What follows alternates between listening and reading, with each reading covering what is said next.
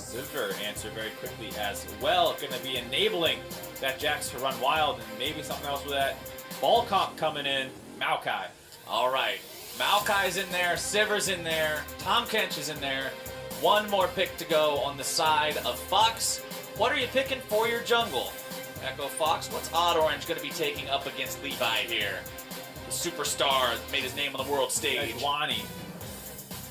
No, Jarvan. Okay. Okay, we haven't got to see any of him yet. Yeah, he's been dropping priority for a lot of people. Gets out-tanked by almost every other meta jungler right now. In his early game, while it can be explosive, the onus is on you to make plays with him. And teams have been struggling to do that a little bit. So that's why you see more of the Zac and more of this Skarner and more of the Sejuani. Jarvan, one of those champions. I mean, people always talk about how Jarvan's got the best level 2 gank in the game. But level 2 ganks don't work as good in LCS because players are usually aware of cheesy type stuff like that. So it's not quite the solo queue experience where the guy's AFK in lane for the first 3 minutes and just doesn't pay attention to anything and the Jarvan walks Yeah, you up wish. and kill him. You wish it was like that, but it's not. People are ready for it. On the side of 100 Thieves Academy, though, I am surprised at that team comp. It has a ton of engage, but feels like it's lacking a little bit of damage. Hopefully that means we see Levi going a damage-oriented Infinity Force. He's got 2 real tanks this game, not just defensive steroids, but actual meatballs to put in front of him. So we'll... That's what you want. Yep. A nice team comp full of meatballs. If your team's like spaghetti, your Jax can forgetty being a tank. That's how it works out. That is a great little limerick or rhyme or whatever. I don't know the term for it, but I like that one a lot. All right, let's see how this works. Levi, debut North American Academy League broadcast. Can he impress us the same way that he won the hearts of so many people on the world stage?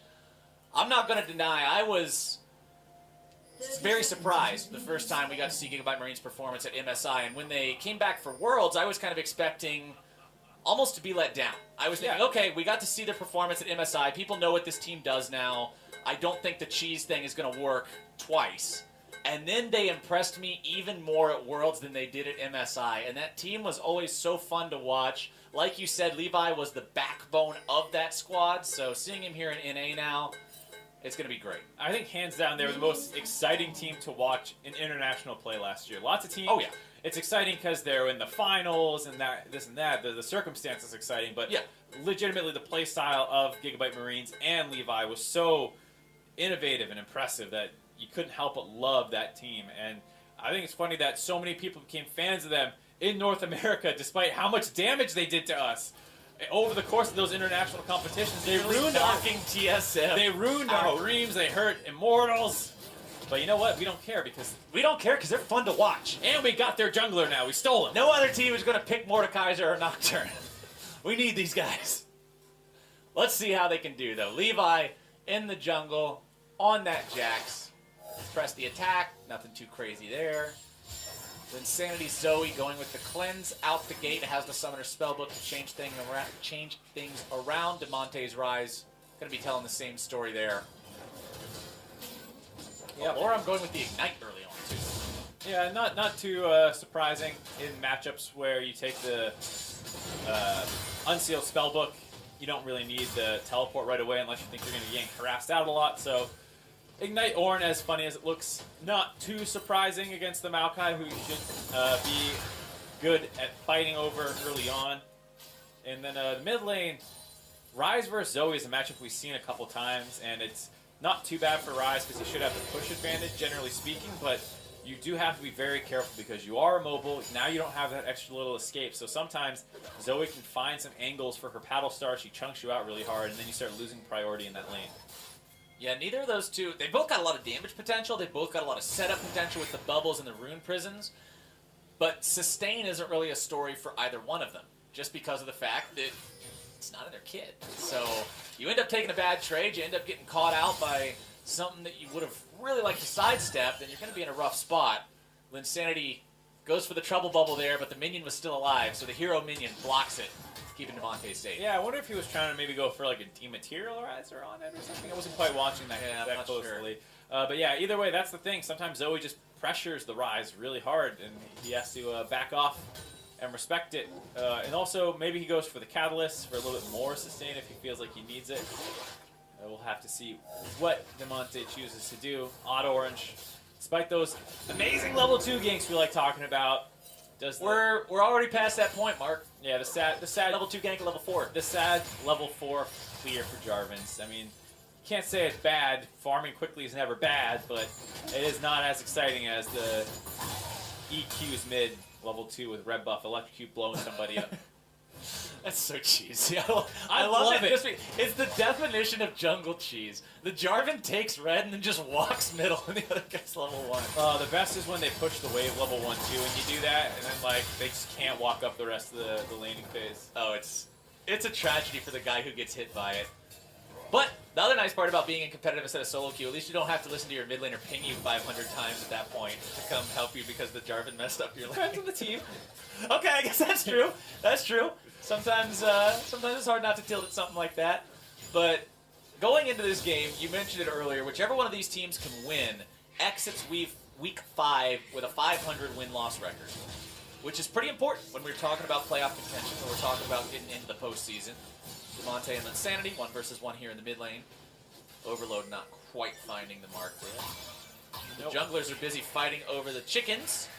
Nope, Levi really wants those chickens. The trouble bubble comes in, not finding its way onto Odd Orange. But here comes your follow-up, and Demonte says, I don't care what kind of star power you got, you're first blood. Yeah, very nice coordinated invade by Echo Fox there. Levi getting kind of greedy for his Raptors.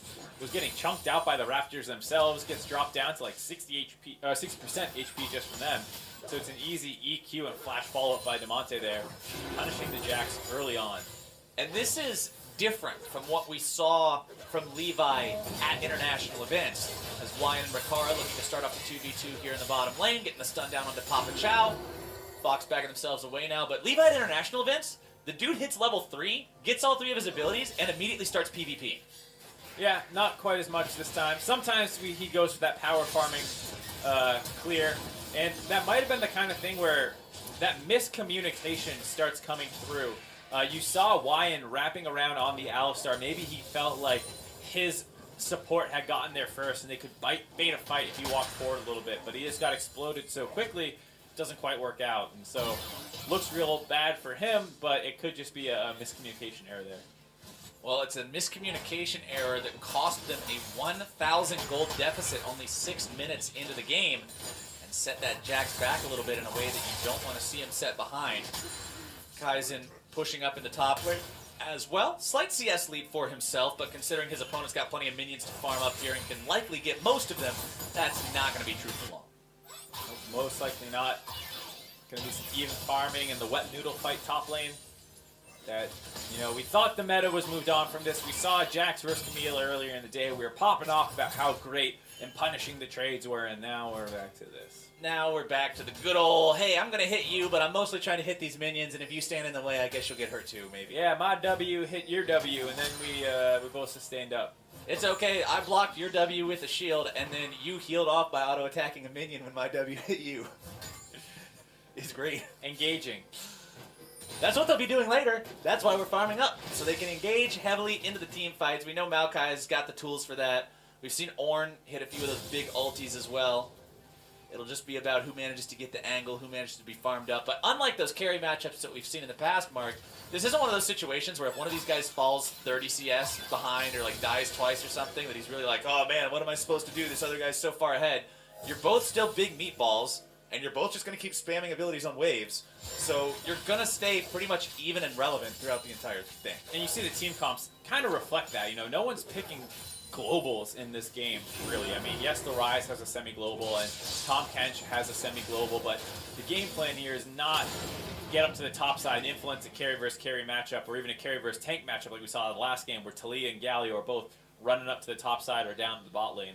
This time around, it's going to be a lot more focused on pickoffs in the jungle, which we already saw once. Rise can combo very well with Jarvan. They have probably one of the scariest pre-6 kill threats in the game, and it doesn't get much better for opponents at 6. Just the amount of guaranteed lockdown CC that those guys brings is pretty nuts. And then you also have bot lanes, which can be a little susceptible. Yeah, I think the conversation around the level 6 points for these two junglers is an interesting one to have, because Jax's ultimate is a big ultimate. In terms of a duel, in terms of a 1v1 threat, in terms of sustained damage, that thing's huge.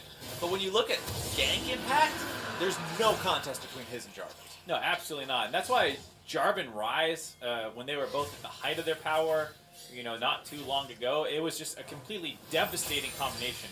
Level 3, level 2, Jarvan gets a knockup, Rise combos with the root, and then you're just stuck in place getting messed up by those two for a long period of time. And then, like you said, 6 comes online, and Jarvan gets even stronger in the gank now. So it's one of those combinations which is very powerful. Now, I want to point out right now, Odd Orange is not having any of this pure tank jungling that we have seen so far. I got a Tom Kench. I got an Ornn. Yup, he's ready to go. He's saying, look, I'm not worried about your Cinder Hulk into Trinity Force. I'm not even worried about your Cinder Hulk. All I want is this warrior that's going to be a lot of damage from this J4. Usually when they go for this build, you're going to see warrior into Black Cleaver or something of the like. So, very big damage threat, but the issue with it is, if it falls behind, ooh, it's not pretty. No, and it's a game where there are a fair amount of tanks on the enemy team, so your ability to just blow somebody up is not that high. But if you can get onto Linsanity or Rakara, you can mess those two up. Obviously, the tank is not going to be too fun, and Jax will eventually just live through your burst damage and then outtrade you afterwards, I believe. So, not sure it'll work out that well for him in the 1v1 in the jungle.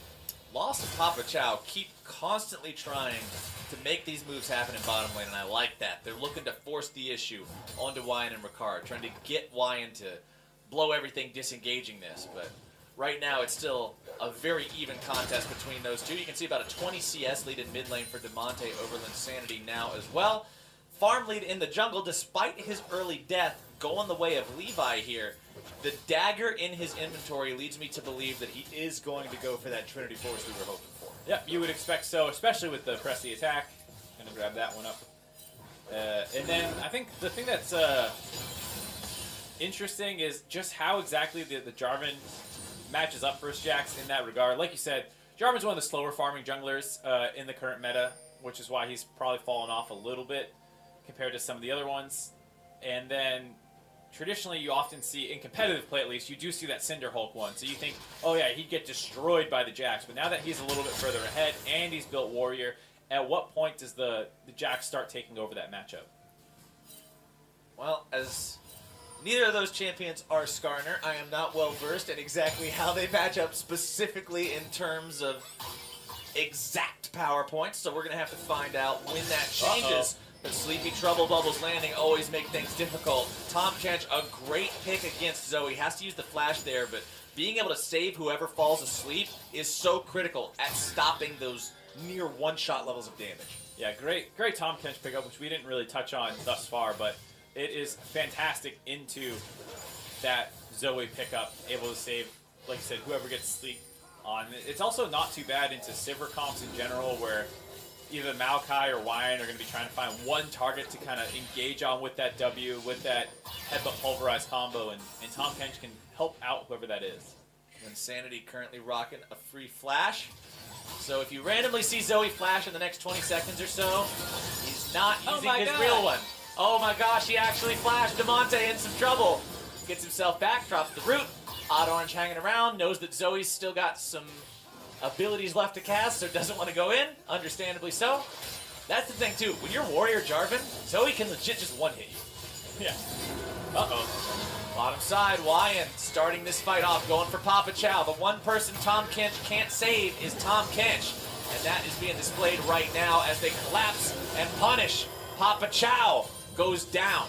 Zoe grabbed the kill. Nice collapse there as, whoa! Lost threading the needle. Lost sneaks in there, grabs that kill for himself. Riv's going to be happy about that one. Someone clip that and send it to him. Good cleanup kill, and it punishes the roam that went on down there. It allows the mid lane and jungler to get some damage down on that turret, trying to eke out these micro advantages. Now, Echo Fox up to a 2K gold lead. Echo Fox looking good against 100 Thieves Academy. You know what, Mark? All right, hold on. We'll talk about it after this replay. Let's take another look how this happened. Yeah, Darth Tom Kench the Wise could save others, but could not save himself. Is this a story that the LCS would tell you? It's not what other supporters would tell. I don't know where we're going. Anyways, Tom Kench dies. Wyan uses that to stay alive. It looks like they saved him. Levi feeling good about it. Ricard feeling good about it. They start backing off and don't quite body block the follow-up by Loss, who flashes forward. Great play out of him. Good performance from Echo Fox Academy so far here. And you know, I actually played against 100 Thieves Academy the other day as well. me and Azael queued up on Howling Abyss. Played against the team in an ARAM. Ah, how'd that go? Their Nexus blew up, not ours. So it was a pretty good day on the old Howling Abyss. So are you predicting Echo Fox Academy to win this game then? Well, the thing is, we played against the 100 Thieves Academy that didn't have Levi. So there's also not a jungle on Howling Abyss, so I'm not exactly sure how that would have impacted the map overall. There's a bush on the left side, though. That's close enough. But Levi and ARAM just stands there all game. just sits in the bush.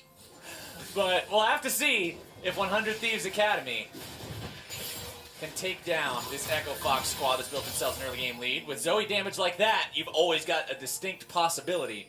DeMonte really having to be careful about those tricky bubbles over the wall. The last time we saw Zoe earlier on in the day when Golden Glue was playing it, you mentioned, Mark, how this champion is so difficult to move up against because of a lack of perfect vision, meaning it's so easy to get one shot of Insanity. Now taken down by Alorum, who comes up the bellows breath into the auto attack. Bit of a split fight there on the side of 100 Thieves Academy. They were getting into a river skirmish, and at the same time, Alorum had taken that advantage he had built in the top lane and roamed mid.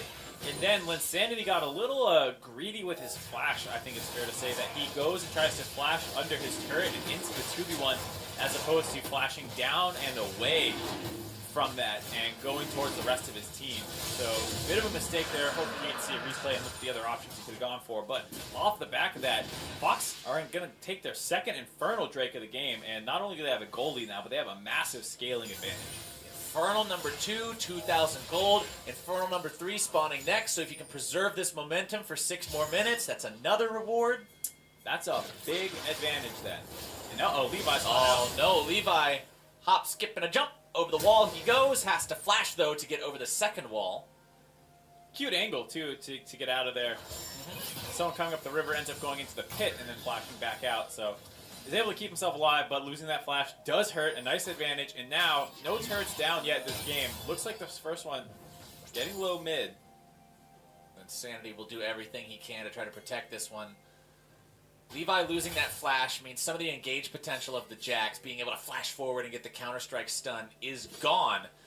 So, you still have your Maokai, you still have your Alistar to go engage, maybe even a Zoe bubble to get things started off, but the Jack's going to be a little bit on the back foot for the next few minutes. Alorum making another roam down onto Insanity. Wants to go after this Zoe. Remember, Zoe doesn't have true mobility. She has pseudo-mobility in the ulti, but now Papa Chow, the man getting himself jumped onto the bottom lane yet again. Go for the guy who can't save himself. Levi grabs the kill. And looks like the skirmish mid lane still going on. The damage onto DeMonte is pretty strong. Linsanity having to flash away to keep himself safe here. Odd Orange backing out. That's a fake flash, by the way. His real flash is still halfway on cooldown. He used the flash that he picked up from Odd Orange. All right, that was the flash, his own flash he lost in that previous attempt in the mid lane that happened when he went down. Alorum's doing a good job of getting this push off in the mid lane, or top lane, excuse me, and then roaming down in the mid lane. But they got a little gun shy on that play. I'm not sure if they didn't know where Levi was, because it felt like they could have gone, but they back out, and then Levi shows in the bot lane where he's going to engage on Papa Chow again. Once again, kind of picking on that top bench, finding kills where he can, which is important as the Jax. He gets them onto himself. This trade comes in. Odd Orange a little bit too early with that EQ combo. The Zoe had not quite popped back over the wall yet, so he does not get punished on the EQ. And Zoe's able to get out of there, but very scary for a second there. Game's still equalizing itself around that 2,000 gold mark. The team's sort of hitting that point of equilibrium where nobody's able to really catch the other side off guard just yet. Nothing translating into a big lead. The Jax closing in on that Trinity Force power spike. Levi there getting closer and closer to having some of that carry potential. Black Cleaver also being approached now by Odd Orange. More damage, more burst potential. But it's all about, like you said, Mark, catching the right guy out. You pretty much got 2 targets. You've got Linsanity and you got Rikara that's viable on. You're not looking to do that to a Maokai. You're not looking to do that to an Alistar. Nope. But, like we said, the Jarvan is a great pick into both those backliners. While he is a little squishier with the Warrior build, you have to be a little concerned about that. Ricard does not have a way out of the Cataclysm, and Zoe, with that pseudo-mobility, does not have a way out of the Cataclysm. So you need to be careful. Sleepy Trouble Bubble, damage on DeMonte there. Papa Chow Third time is the charm again. Bottom lane, the play is being made, but now it's 100 Thieves Academy that have put themselves a little bit far forward here. Damage continues coming out. Wyan body blocking for Levi. Has to pop the ulti to keep himself alive. Echo Fox Academy doing a good job, 2 versus 3. Getting a little over aggressive there. The summoners were back up on the side of Echo Fox, so it's fine to re-gank it and attempt to force those, but then Wyan flash forward for the auto attack onto Lost, which does not really result in very much for them. The Tom Kench split focus not working out for it. Push continues from Echo Fox here in the mid lane, looking to take this one down. The turret barely hanging on to any sort of signs of life. Grabbing that gives turret first blood and the bonus gold that goes with it over to the side of Fox, bringing that gold lead up to a little bit over 3K. They made sure all of it went onto Damonte as well. He's getting to the point where he's a little terrifying. Now that he got that first blood kill, now he's got this going on for him. Already had his Raw the Ages stacking, finished off. Gonna get that Seraphs pretty soon, you have to imagine, when it transforms, and beginning to work on his next item. We'll have to see what that turns into. Most likely a Zanya still, despite the nerfs that came in. Still a great item to have in general. Now, top side, the wet noodle fight has continued along its expected trajectory. Both these guys very similar in terms of where they're standing, in terms of their itemization. They've started off with Abyssal Masks, going into Glacial Shroud items next, likely looking towards those Iceborne Gauntlets. It's actually a Righteous Glory for the Maokai. That's what I was going to look out for, is if he ends up going for the Righteous Glory. I feel like you might have been able to go with a greedier build, given that you do have the Sivir already to speed up the engages.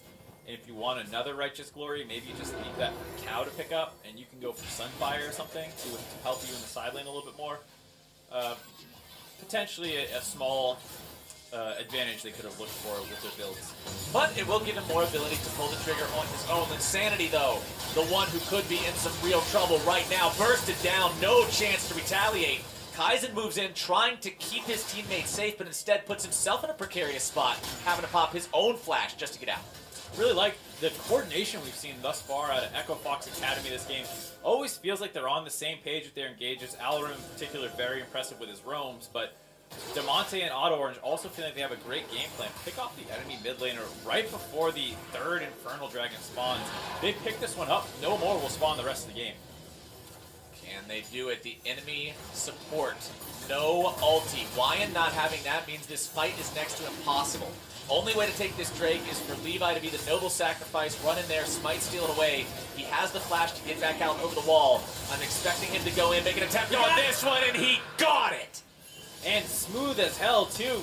Jumps in, smite, flash out before the enemy team can react at all. That is so big to get that for your team. What you're comparing, the difference in the comparison of those bonus stats is now you have 8% less than your opponents. They have 16 and you have 8 in terms of the bonus. It would have been 0 to 24. And unrecoverable in that position, because if a team gets 3 of a dragon type, no more There can't be any more. Right, Yeah. so this means if the dragons keep getting taken at this rate, the next one is a mountain dragon, but if they take that one down, perhaps the third, or the fourth, the fifth, The fifth. the fifth and final dragon that would spawn this game could be another mountain, or infernal. As I blabber on, someone gets picked off. That was a great bait from Echo Fox. They're saying, we know they're going to show up to this, sit inside the brush, wait for them to approach, and insta-give somebody. And they do just that. Grabbing the kill onto Wyan.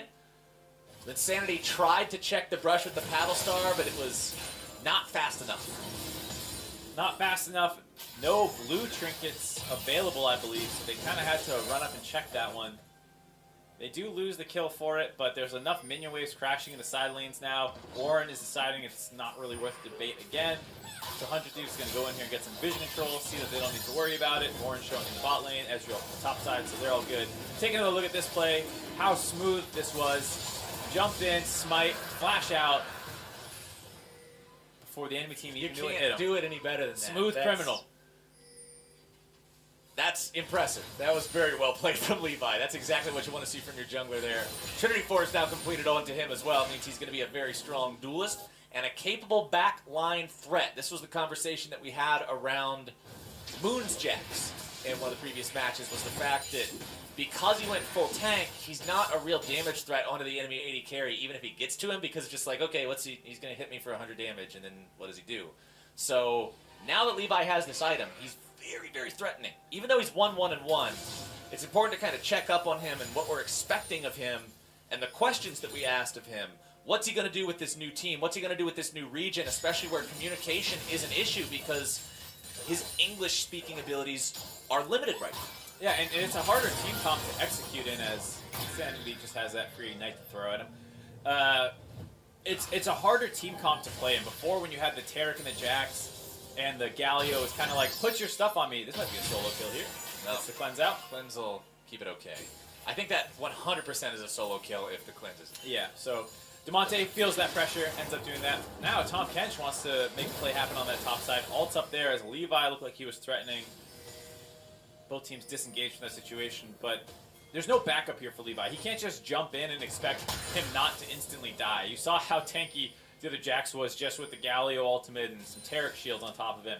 No defensive steroids for the Jax here, as well as not building his tanky himself. He cannot be the primary initiator in this game. He needs to let the Maokai and Alistar start things out, wait for some cooldowns before picking the right time to go in. Fortunately for him, that's exactly what those two champions want to do. Oh, yeah. I mean, getting in the mix, starting things off with that big chain CC is going to be huge for both these guys. Aftershock on them as well means that much more damage resistance. They should have no qualms whatsoever about making sure they're in there before the Jax is. On the other side of the map, though, the Jarvan's still very squishy. 0, 0, and 2 for him. So both junglers have 2 kill participation. The difference is Echo Fox has managed to make 3 other kills happen without that jungler. 5-2 the score, 4,000 the gold lead, 2 Infernals to 1.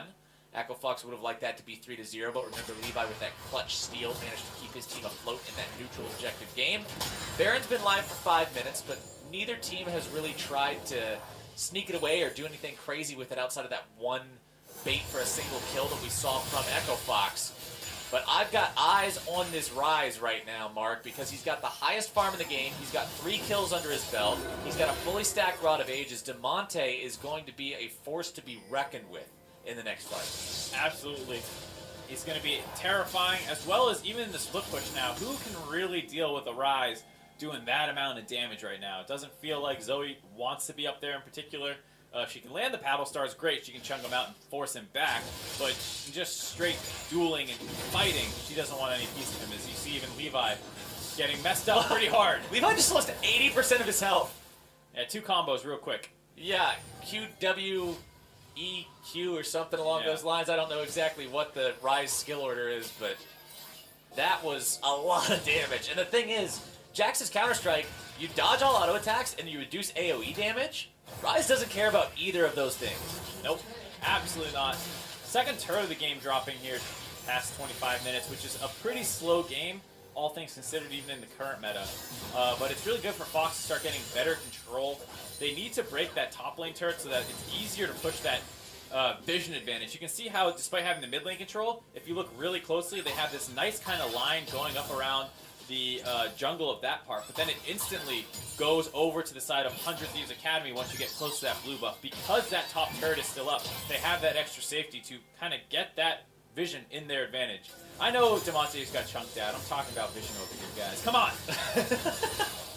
Well, the lack of vision underneath the enemy turret meant that Zoe was able to hit Rise for 75% of his health with Battlestar, so not exactly the spot that Demonte wanted to find himself in. We'll have to be forced back off of that one, but Odd Orange makes the rotation towards the top side to clear this wave out, keep the turret alive.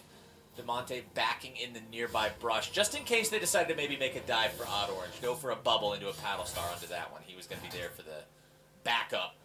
Mountain Drake live. You mentioned how this could either be the second to last Drake or it could be the last Drake. Remember, 29 minutes is the mark for that because Dragon takes 6 minutes to respawn. Anything 35 minutes or after will be an Elder. So as long as you kill a Drake before 29 minutes, there will be another Elemental one spawning. And there's a bit of a weird setup here for 100 Thieves Academy. They had Levi up in the top side playing around that Zoe as that dragon spawns. And Echo Fox not really reacting well to that and trying to force that dragon down quickly. Lost mid control for a second, and now that gank's going to happen. Demonte tries to get himself away. Gets out, doesn't even need to have a Zhonya's effect to do it. But now the TP comes in, and Echo Fox will blow the horn, and here comes Ornn. Can they get the follow-up they need? Linsanity taken down to about half HP. Remember, he's got the ulti, but no true escape mechanism beside his flash. Echo Fox forces their opponents away, but don't really have a big advantage right now. Linsanity's still at 2/3 HP, that's enough to work with. Finds the Sleepy Trouble Bubble onto the rise, but the minion wave walking up means Paddlestar can't follow it up.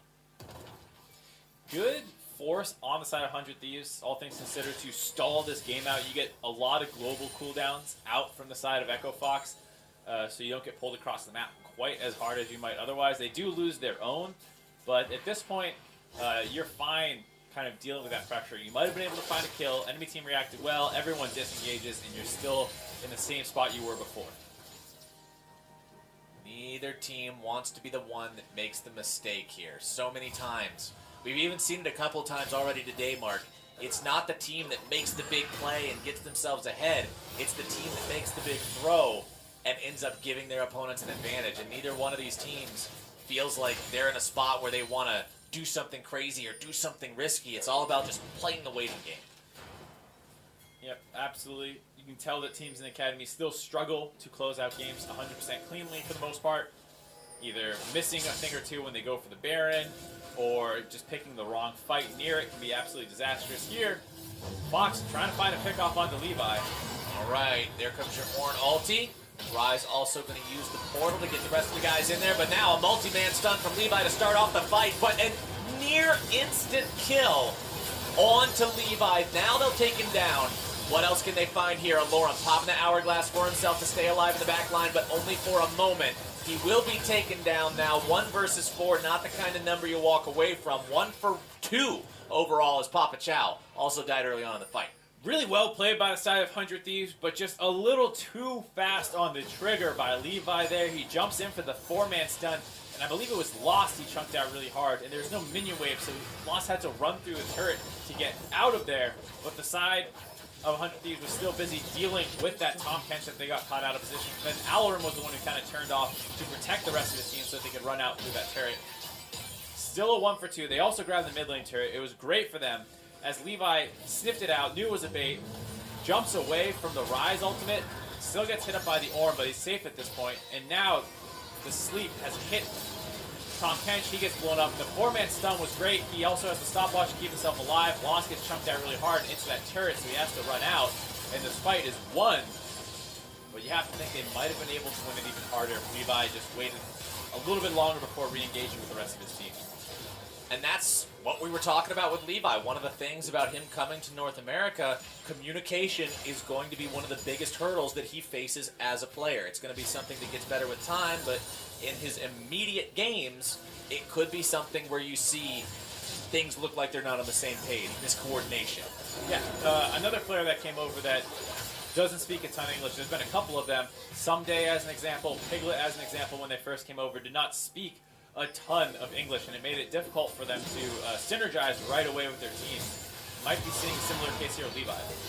Lion trying to engage. They got the Sivir ult there down as well. Stun up, damage out. Odd Orange getting himself deleted.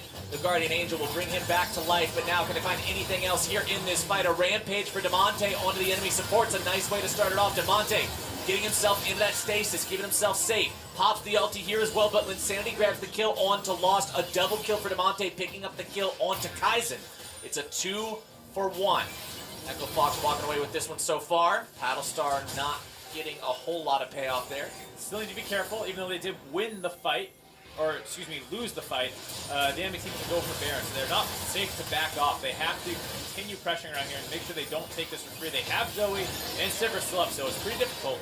Put the Drowsy onto the Ornn, but he's instantly gobbled up. Papa Chow getting him away to safety, but they stop the Baron. That's what matters. Yep. It was a bit of a touch-and-go situation. They get out, and with that, they actually got the midway pushing for them as well, so they might actually trade up with an objective after that fight. Not bad at all, considering how it lost them their top and support. Yeah, all in all, you'll take that any day of the week. When you lose the fight, have to hang around just to stop Baron, but you still get a tier 2. Let's take a look at how it happened. It felt like they were being a little too cautious here. You see the double Righteous Glory. Really got to wonder how effective that is, but Lost gets out with the help of the Tahm Kench. They focus down the GA, having Jarvan, and then the counter engage comes in from Ornn to a flanker on the backside. Damonte is still a monster who no one feels confident or comfortable finishing him off. Lost took the Ignite on him and he kind of got close to his tank which ended up losing them, as they take a Baron after all that. Meanwhile, back in live. Yeah, heyo. Anyways, I was saying, Lost got you 4, took some ricochet damage, died to the final ticks of Ignite. But it seems like 100 Thieves got a little lax after they finished off that mid lane turret. Echo Fox gets that Baron for free. Baron for free. They've got the tempo of the game. They've got a 6,000 gold lead. What do you do with it now is the question. You've got a massive Rise that's one item away from being completely done with his... Oh, wait, no, he's not. He's actually got everything. Never mind. I stand corrected. I didn't see the fact that it was actually an Archangel staff that was on cooldown. Yeah. I thought that was like a broken stopwatch or something. No, that's a full build Rise at 34 minutes. That is a real big boy. That's a strong dude. So, considering you've got this massive Rise that is just... I guess he still has to complete his masterwork, Zhonya's Hourglass. Of course. That's the final upgrade there. That's what I was talking about. Still had an item to complete, but... This is the scariest player on Summoner's Rift in this game right now, and playing around him properly, I think, is imperative for Echo Fox to get the most out of this Baron. Right. They have a good comp to deal with 100 Thieves. 100 Thieves, of course, like we said, with that Zoe pick, can always find a pick off if someone's out of position and gets a little too careless around walls. Someone can always go down, but if you're just fighting straight 5v5s, both comps execute pretty similarly with big, tanky frontliners and strong backline damage threats. And Rise will destroy the enemy team's tanks right now. Like you said, full build Rise versus 2.5 item Maokai. How do you think he's going to stack up? Yeah, granted, 1.5 of those items are magic resist, but it's full build Rise. Yeah. So you see Kaizen. Oh my god, the auto attacks destroyed that turret. Yep, AP ratios on auto attacks. As the reinforcements come in, Demonte trying to get himself away. This is one of those situations. The old interaction would be useful with the Zhonya's Levi grabbing the kill onto Papa Chow, who has to be the sacrificial lamb or toad or catfish or whatever Tom Kench is. But if that was the old ult interaction, Demonte's out of there for free. Yeah, you wouldn't need to collapse. You wouldn't need to save him. It's very easy to escape, and it's not the case anymore. Surprised that didn't work out better for Echo Fox. They had the Tom Kench to collapse in, the rest of the team following him behind. But it looks like they're focused more on disengaging. So all things considered, pretty successful play by 100 Thieves, stalling out this Baron buff now. They actually haven't lost a turret with it, I believe. Bot lane turret got really low. But I felt like Demonte was maybe a little too careful around it. Demonte now still 5-0. Highest farm in the game by 8, up over the Sivir of Rakara, who's getting close to that full build point himself. Still has one more item to go, so the 5 kills doing work there for your Rise. Linsanity collecting the enemy blue buff for himself on this Zoe. Honestly, he's only got an item left to go too. And Zoe, once he has full build, if he can hit a max range paddle star onto an Ezreal, that is a one-shot. Yeah, he's going to go bye-bye. As of right now, as we see the ult come in, actually. All right, full engage. Coming out from 100 Thieves, odd orange. There's that risky build we're talking about. When you go for so much damage, when you go for this bruiser style, it can come back and bite you if you fall behind the curve of the game. And as someone who's playing a jungler in an LCS competitive style format, Academy League, trying to mirror the LCS, I guess I should say, still a competitive 5s format, you're not going to be able to just take all the farm and be this huge carry threat of your own. Trouble bubble down onto the Ornn, pushing into the mid lane. Inhibitor turret goes down. 100 Thieves Academy taking everything they can. Give these guys an inch, they're going to grab a mile. Pushing onto the Nexus turrets themselves now. Still 15 seconds on the odd orange. This is a little aggressive here. Would like to see them back off after finding, all things considered, a great look to steal the mid lane turret. Ornn gets 2 with the second part of the ulti. Zakara eating the True Shot Barrage there, a little bit of extra damage onto him, but the disengage works out. Nobody dies. Yeah, give up another Baron buff if that's going to be the outcome. They get an inhib for that. Is the net result. 100 Thieves found a good look onto Echo Fox a couple different times. They're using the Sivir ultimate to get around the map and find the pickoffs. But Echo Fox could play that a lot safer and not actually be losing those kills. And you see the benefit of those trade-ups that they made in the mid lane. The fact that those 2 turrets were already down meant they only had to get through 1 more to actually take the inhibitor for 100 Thieves there. 100 Thieves, even though they're behind, they're still finding ways to make plays. And for me, that's a really good sign for any of these teams. You mentioned earlier, Mark, how in Academy League or in any of these semi-pro style leagues where you're looking to make that last step up to the biggest competitive stages, one of the greatest challenges a lot of the teams face is learning to close the game, learning how to take a winning game and turn that into a won game. And those kinds of things right there are what I want to see from a team right now. Pulling the trigger yet again on to Papa Chow. He can't save himself, but sometimes he may not even need to if they can find a counterattack. Instead, he's going to be burned down. Odd Orange taken low here as well. Kaizen will fall to loss. The re-engage from the Odd Orange finds its way onto Wyan, as now the Rise Express going to be bringing everybody downtown. Levi barely getting himself away. You can't say the same thing for Rikara, as now Linsanity cannot make enough portals to get out of that one. And Echo Fox Academy, with 4 enemy players dead, will push into the base. They've got 1 minion mark. If they protect it, if they don't let it take the turret aggro, they can send the Ornn in there and just look to end the game. Might be able to. They also don't have a wave too far behind, maybe 15 seconds out. Okay, Levi did exactly what he had to do. He assassinated the VIP. He killed the minion and got rid of the backdoor penetration that thing provides to the turrets. However, here comes you still got to deal with the rest of the minions. He killed the VIP, but now there's 6 more VIPs.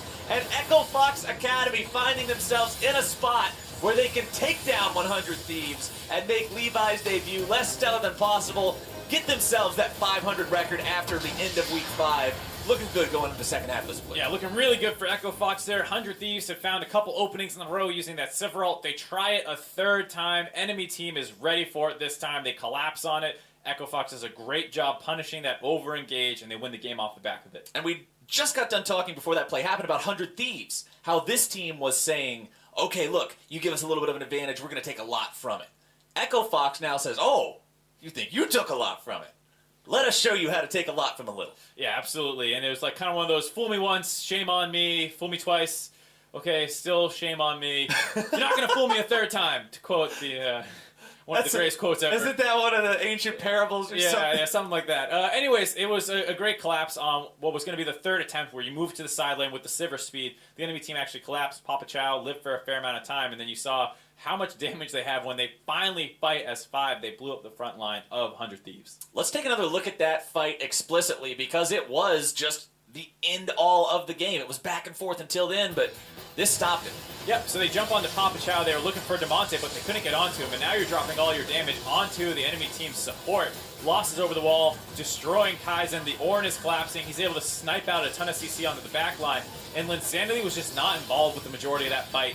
Ends up trying to get some damage in there, but everyone ports over the back wall. Sivir not quite at that, going to destroy everybody in a couple auto attack space, so despite everyone teleporting in all clumped up, the Ricochet does not obliterate them, and they're able to find the kills. And the Ornn ult was just so well placed, too. It set them up exactly how it needed to. But to hear more about that victory, I'd like to now welcome to the broadcast Alorum via Skype. Alorum, congratulations on that win, buddy. How does it feel?